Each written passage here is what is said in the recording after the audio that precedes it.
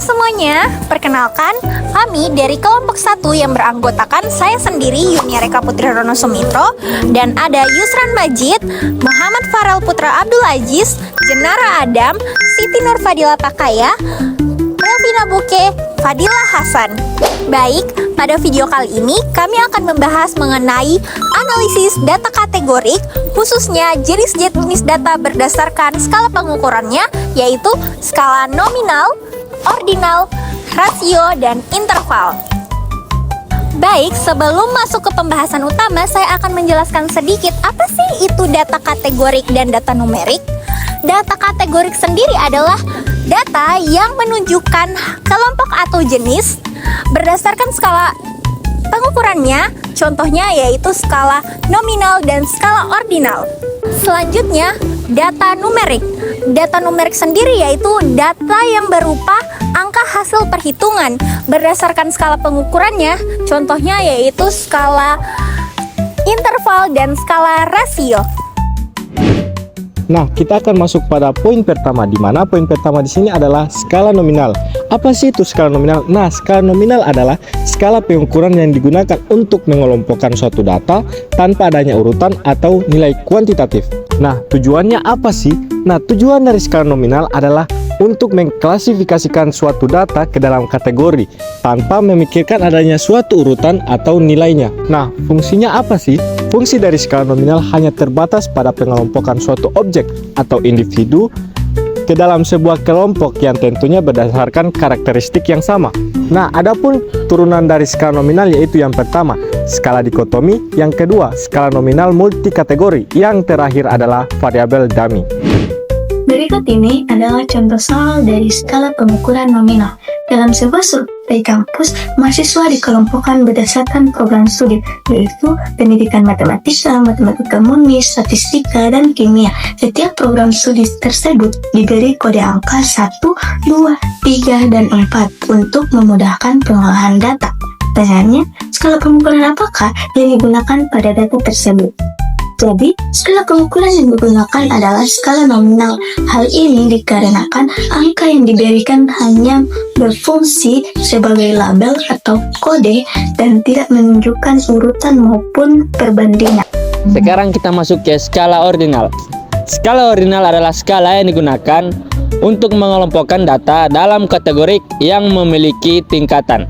Namun, jarak antar kategoriknya tidak selalu sama dan tidak bisa diukur secara kuantitatif. Baik, sekarang kita masuk ke tujuannya. Nah, tujuannya yaitu untuk mengklasifikasikan atau mengelompokkan dan juga mengurutkan suatu objek berdasarkan tingkatan dan juga kualitasnya.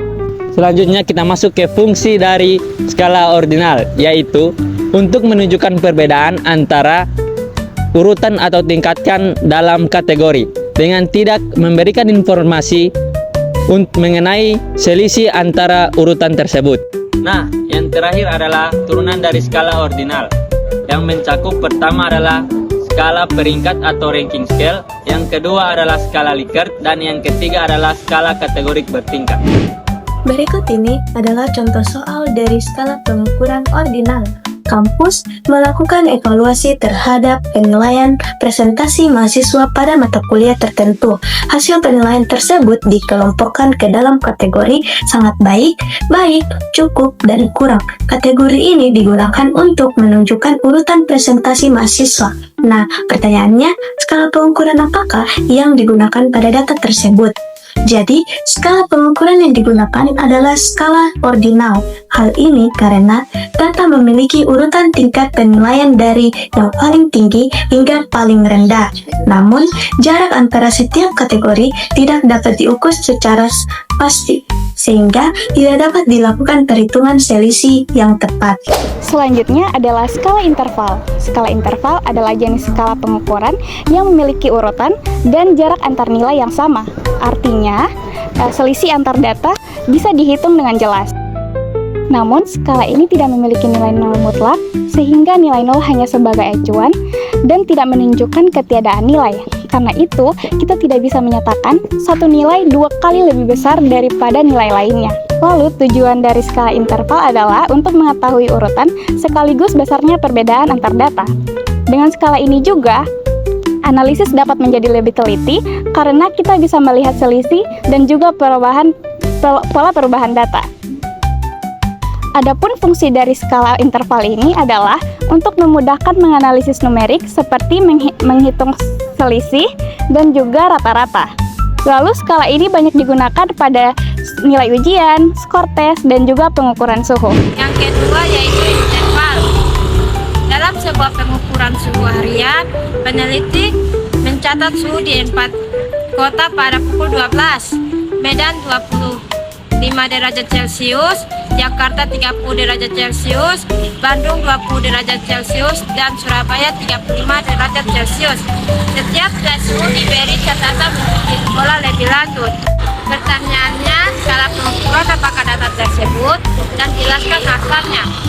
Skala pengukuran adalah skala interval. Alasannya karena nilai memiliki 0 sewenang-wenang, 0 derajat Celcius tidak berarti tidak ada panas sama sekali, dan hanya perbedaan antara nilai yang berarti selisih 5 derajat Celcius antara Medan dan Jakarta.